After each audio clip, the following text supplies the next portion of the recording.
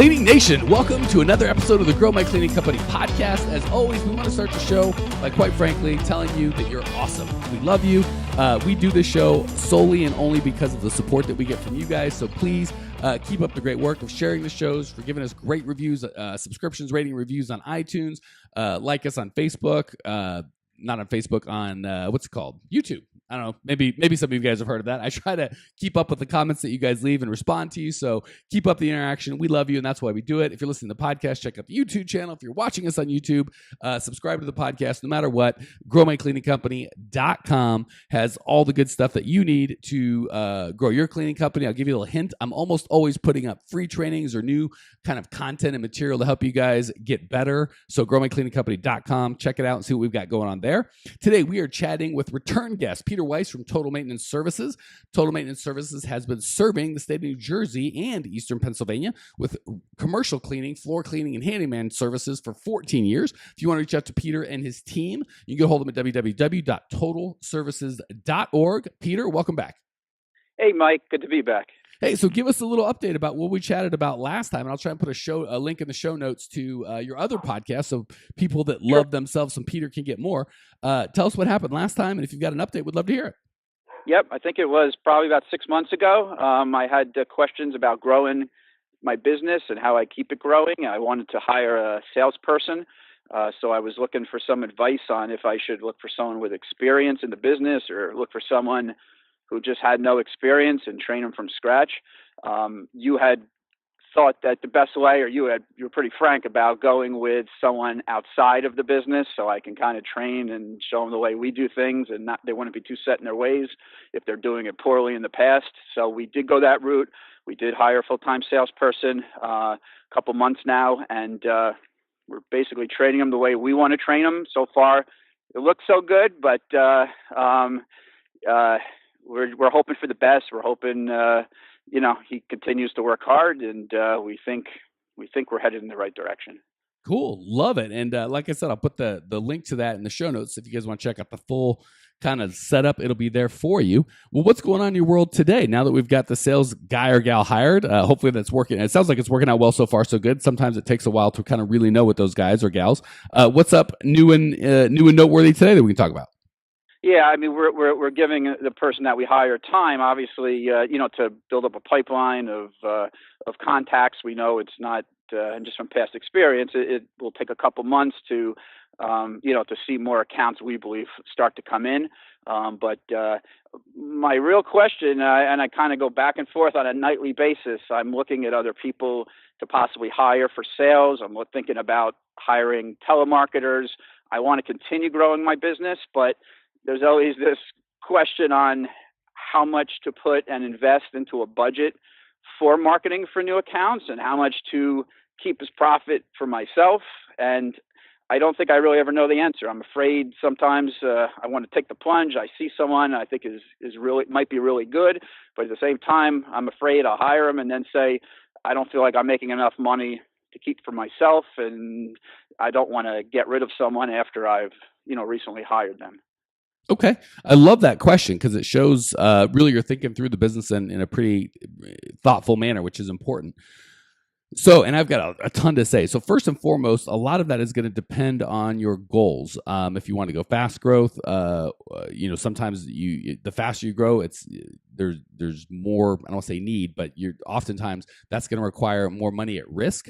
So when people say reinvesting in the company, first of all, let's define that because there's a couple things that you can do. First is things like equipment, right? So if you need more, and the nice thing about the janitorial world is it doesn't take a ton, right? You might need a floor, burnisher here or a auto scrubber here. So, certainly, and that's actually on the floor side. If you're just doing janitorial, the equipment side is very little. So most people can kind of just buy that with the profits of the company. It's not that big of a deal. So when you say reinvest in advertising or marketing, two things. One, as much as salespeople can help, that is a risky proposition, right? Because you've got to pay them up front, either in time or money, right? Some people are like, oh, I've solved that. I've got commission only salespeople. Don't worry, I've had those as well, and I've managed those teams.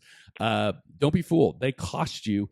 If you're putting them in front of your prospects and you're investing your own time and money to them, please don't make the mistake of thinking that they are free.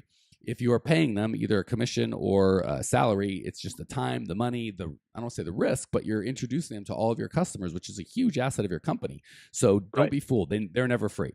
That said, it can take time. Like just so you guys know, I'm just getting over a cold, so I apologize. My sultry, sexy voice is gone. I've got puberty-stricken Mike just re-hitting his whatever, but I'm going to do the best I can. Still give you adult Mike's perspective, because I promise you, puberty Mike didn't know nothing about business.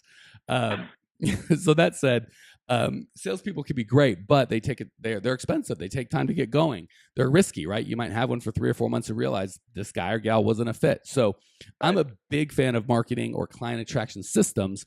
And the way I look at it is, we're going to put money at risk, but I don't like things that cost money. So marketing should always be a for-profit endeavor, right? Like when I tell my coaching clients or anyone that's involved in any of this stuff, the investment that you make, you should be making back and then some, right? So whether it's investing in coaching or training involved in yourself, it shouldn't be an expense. It should be a profit center. Exactly the same with advertising. So we're certainly putting money at risk, right? So with advertising, we're going to say, hey, Facebook or Yellow Pages or direct mail or Google, whatever, the dozens of ways we can advertise our business, we're going to put money at risk. But the goal is not to put out $1 and get back 80 cents or even $1. The goal is to put out $1 and get back $1.50. Fair? Right.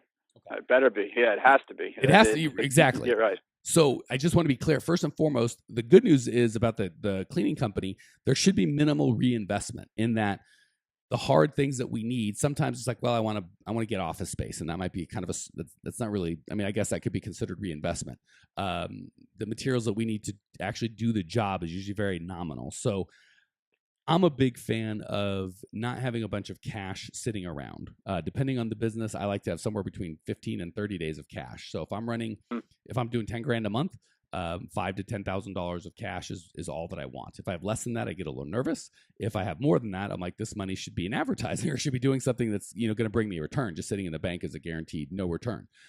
So again, if you're doing 100 grand a month, you're doing $1.2 million. I'd like to see you have $50,000 or $100,000. Maybe not quite that. I'd probably be closer to 15 days of cash at that point. That said, the advertising really shouldn't be money that's going away. It should be money that you put at risk. And once you figure it out, then you duplicate. So in the clean profit method, step 2, we talk a lot about that in module 1, bidding and billing. Module 2 is tracking. It's really important to track where you put your marketing dollars and how many of those dollars come back and how many of them bring friends. So many people say stuff like, I tried Google AdWords and it doesn't work. Because they gave somebody $1,000 a month for a couple months and quote unquote didn't get any business and they quit. That doesn't mean Google AdWords doesn't work. It means you didn't put the right message in the right place to the right people. So if you're tracking, what'll happen is you want to step to the plate 5 or 10 times in a year, even maybe even in a quarter, depending on how fast growth you are. And say you go 10 times, you're going to get 2 or 3 or 4 strikeouts where you're just like, that was a mess and it didn't work and it's whatever. That would be a reinvestment in the company. You're going to probably get 4 or 5 singles and doubles, right? Like it didn't work out at the beginning, but then I tweaked it and we kept trying and now it's making us money. And if you're lucky, you'll get 1 or 2 home runs where right off the bat, you try it and you just get customers and it works awesome. So if you are tracking where you're putting your money and how much of a return it is, all that to say to answer your question of how much do I reinvest, you shouldn't have to reinvest very much at all. So I like 80% of the profit. So every month, if you do a P&L, depending on what level you're at, you might be paying yourself a salary.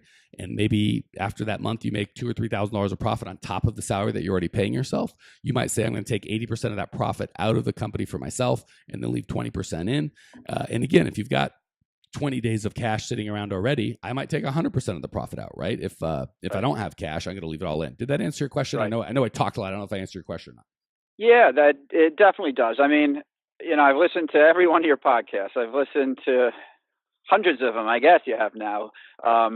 I've read every book. I have people that I know in the business that my father-in-law was in this business for 40 years. So I've taken everyone's advice, including yours.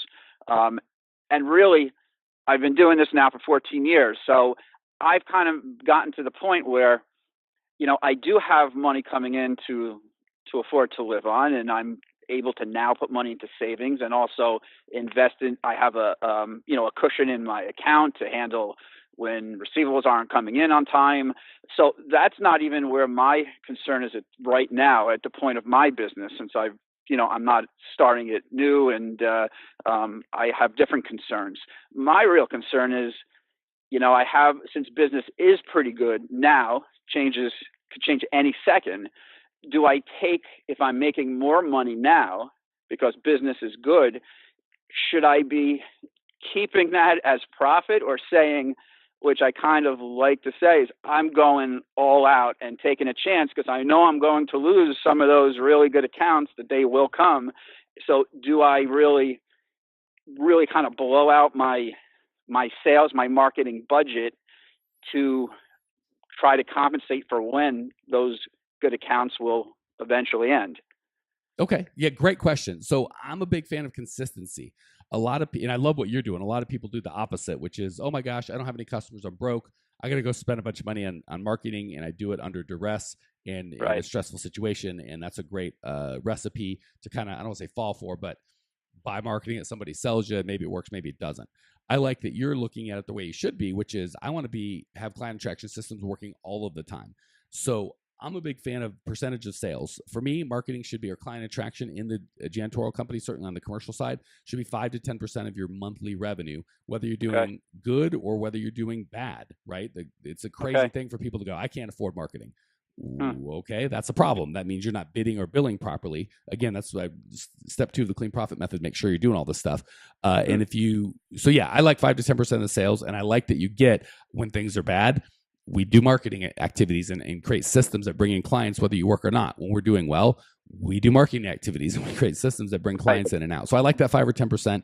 Again, I don't like putting a lot of it at risk. So there's kind of 3 kinds of monies. One is we need to buy physical equipment and we'll make money off of it. I'm not talking about that. Then there's marketing, and there's 2 kinds of marketing. One is tested and untested. Tested is, I know that if I put up 1,000 door hangers, I'm going to get, 12 opportunities to bid, and we're going to win 3 of those, and it's going to make me this much money. So it's not really, it's still putting money at risk, but there's very little risk. If you're like, I've done this over and over again, we do a yellow page ad, or we do this ad or that ad, there's not a lot of risk there. So certainly, if you've got things that are working like that, a lot of times we run out of scale, right? We can only hang so many door hangers. Facebook can only show our ad to so many people, but that's not risky money. The only part we put at risk is the part that's untested, right? I'm trying this Facebook thing, I'm trying this Google thing, I'm trying this whatever thing, and oftentimes they don't work at first, and then they can work. So it's not like you try it and it works or doesn't. You try it and it's either an abomination, you just quit, or more often than not, it works to a degree. It's not quite profitable. You have to tweak it. That's the bulk of it. And then every now and again, you hit a home run. So irrespective of money, like, oh, I've got extra money, I want to go all out. It's really time. We want to make sure that we're doing this in a thoughtful way, right? So I don't want to have you just blow a bunch of money, like call an ad guy, be like, all right, let's do Facebook, let's do LinkedIn, let's do direct mail, let's do a sales guy, let's do telemarketers, because then what happens, you don't track any of it, and you kind of get a feeling, and we can't do any feelings. So as many as you can track, go get them. But if you can't track it and you don't know what your ROI is, take it slow. So I would tie it more to how many projects can you manage effectively at a time, more than how much money am I willing to put at risk. So I wouldn't want to be like, oh, I'll just risk more money. Well, that's fine. I'd rather you track it. And again, the cool thing is if you step up to the bat 10 times this year, at the end of the year, if you track it and do a good job, you're going to have 3 or 4 things that make you money consistently. Did that answer your question? Yeah. And are you under the belief then that you should diversify with the marketing, as far as, I've done nothing basically with the internet other than having a website, but I've always been, we've got to go get the customer and go find them and go cold call them and go work on them, as opposed to, I once tried to put up a Facebook page. It was a disaster. I basically not only had no one going to it or no one calling me, but I had like a telemarketer I use who badmouthed me on my own site. And I said, it's just not worth my time. I've never hung things on doors because I'm commercial and I'm trying to get larger accounts as well. As time went on, I just felt like we needed to find the large account and then go start getting contact names and soliciting. So I really haven't spread it into a million different types of marketing areas. I've really stuck with salespeople or telemarketers, or what I've used the most of, or just gone out myself and looked for work. I really haven't diversified into basically internet, waiting for people to contact me. because they saw a website. That's just kind of how I've always gone about looking for sales. Yeah, let me answer that, and then we're going to hit the lightning round because we're running out of time, and I want to make sure I get your feedback. But I have very few things. Can I say this is the definitive right answer, right? Most of it's like, hey, I've done this. It's worked. I've had good luck. Other people do it different. They can do well. Right. This is the right answer. Diversify. One is the worst number in marketing. The worst. At any time, the government, and I'm not saying it's likely, but anytime the government could say cold calling is illegal, right? They've already done the do not call for residential. They could do that for commercial or change whatever. Or in today's day and age, people don't answer the phone, right? That's not where they go to get their problem solved. So it just gets worse. Same with cold calling, right? Whatever. Things change, right? People that are, and I'll go on the other side. Facebook at any time could say we're doubling the price of our ads, or we're not going to do ads like this anymore. So one is the worst number. Absolutely diversified. Do you need 1 million of them? No. But is 10 better than 1? Oh, good Lord, yes. Is 3 better than 1? Yes, yes, yes. 1,000 times yes. What if you get sick and can't do it or manage a salespeople person anymore? On the digital side, what if Facebook or YouTube and that happens all the time. People get their accounts banned and they try and go back and Facebook's like, yeah, sorry, we're not doing that. So absolutely diversify. Again, I hate to keep hitting the clean profit method, but we talk exactly how to do this and give you a step-by-step system without selling anything, right? I don't have a website to sell or Facebook ads. I don't have any of that crap to sell. So I can tell you, here's how to put the stuff together. And when you do go buy that, you can buy it in a way that suits your needs, not the sales guy's needs. The real quick thing I'll say is a lot of people make the mistake, and you could have done this maybe 20 years ago. It doesn't happen now. If I just put up a website, people will call in, right? I'll put a website on the website. I'll say, call now for a free estimate. And people just call in. Wrong. I've got a website, and I promise you nobody goes to it except for listeners to this podcast, right? There's a lot of people listen to podcasts that watch YouTube. They've been to a webinar. They're part of my Facebook group. So I'm creating a bunch of content that they're attracted to, and then they come, and I've got more customers I can handle because they come to me and go, oh, I've heard the podcast or I've done whatever. So it's not just having a website. It's putting out content that your target market is interested in. So instead of knocking on the door, you might put out a piece of content that says 10 things you've got to know before you trust someone new with your keys, or 5 ways your janitorial company can put you out of business, or tips and tricks on how to not get screwed by a janitorial company. Make sure they're actually doing the work you're paying them for. This is content that's of interest to your target market. So we're going to kind of put out little pieces of candy leading them back to you, and they're going to eat the candy and come to you. Right now, you're just doing it non-systematized, right? You're physically going out or paying a salesperson to go out and say these things to these people. But a lot of people, that's not how they want to interact, right? They want to interact at 10 o'clock at night on a Tuesday at home, watching a webinar or listening to a podcast or however you want to do it. So all that to say, yes, 1,000 times yes. Diversify. 1 is the worst number in any business, whether it's marketing or operations. If you have 1 sales guy and he dies or quits or gets hit by a bus, we got a problem. If you got 1 cleaner, as you've probably been to, right? We've all been there. That's the worst number. We want 6 cleaners. So something happens to 1 guy, and it will, we're square. So diversify. Okay, enough of me talking. I am sure with 14 years in the business, you've got a couple good ideas knocking around that head. I'm going to do my best to extract them for our audience through the lightning round. I'm going to ask you 3 quick questions. You are going to give 3 amazing answers. Question number 1, what is the big piece? That's ridiculous. The best big piece of advice you've ever heard, either personally or professionally? Oh, man. Last time I had to come up with 3 things, 3 different pieces of advice, and to answer the questions last time. So I'm not prepared for it this time. But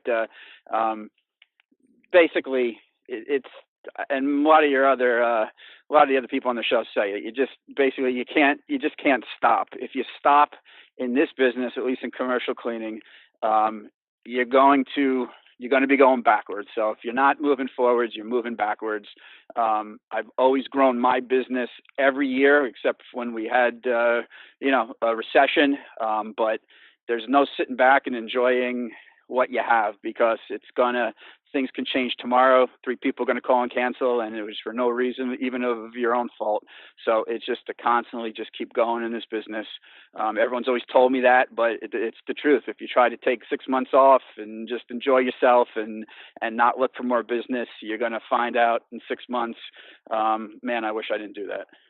Couldn't agree more. And for future listeners, anytime you're like, I don't have any good advice, just kiss up to the host and be like, I don't know, Mike, everything you say is the best. But, come on, throw me a bone here, Peter. Come on, we got something. Listen to 100 episodes. You're like, I don't know. I don't have any good advice. You're killing me. Just busted chops, man. All right, let's hit you with the second question. Biggest mistake you've made in the cleaning business. I feel like that's kind of the most fun, right? Biggest mistake you made in the cleaning business we can all learn from. There's no one biggest mistake I made. In 14 years, I have made every mistake. I have taken on accounts at the wrong price. I have tried to clean things that I ended up destroying because I had no idea how to clean it. Basically, I've learned from making so many mistakes in this business. All I keep doing is just continuing to read, to go online, to learn new things, and just go to the trade shows and just try to keep continuing to learn as much as I can, so that I try to make much less mistakes now than I did when I first started out. But I have made them all. I can't even name one in particular. I've broken everything. I have people have stolen things. We haven't had injury, so thank God for that. I keep my people as safe as possible. But you got to have something to look forward. You got to have something to look forward to, Peter. You got to save something for later. Don't say that. No, we're hopefully almost out of making mistakes at this point. Yeah, and I always tell my clients, my goal is never to tell you that you won't make any mistakes if I'm working with you, because that would be a big fat lie. My goal is to get you to make new and different mistakes than I made, so at least you can make smarter mistakes than I made. Yeah, okay. Same with me. Last question. What's one idea Cleaning Nation can put into practice right away to improve their lives or their business? Could be something simple, just easy to implement. I'm just saying, focus on your business and just go after one account at a time. I mean, my biggest thing in this business is just take care of your current customers. So I mentioned it last time, customer service to me is any business. This is the biggest part of even this business, is just keep your current customers happy. Go a little bit over the top, do what you have to, give them personalized service, stay in touch with them, and just keep what you have. Then you can go and keep looking for new stuff. As long as what you have is under control and your customers are as happy as you can make them, that's how you're going to go about growing and continuing to add more on, and it will build as opposed to just going through constant turnover. Only a crazy person would argue with that, Peter. Very well said. Thank you for coming back, joining us, being on the show again. I really dig your vibe and your experience.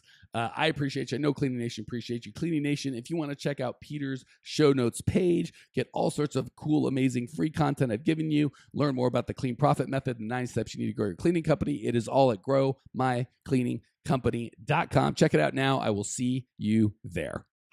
Congratulations! You are now 16% smarter. Still can't get enough cleaning goodness? Go to www.growmycleaningcompany.com for more of the good stuff. Ever want to be rich and famous? Owners of cleaning companies, as well as industry experts, can apply to be featured on the show by emailing our producer Natalie at support@growmycleaningcompany.com. Until then, don't miss out on all the latest cleaning industry lovin' at www.growmycleaningcompany.com. Check it out now.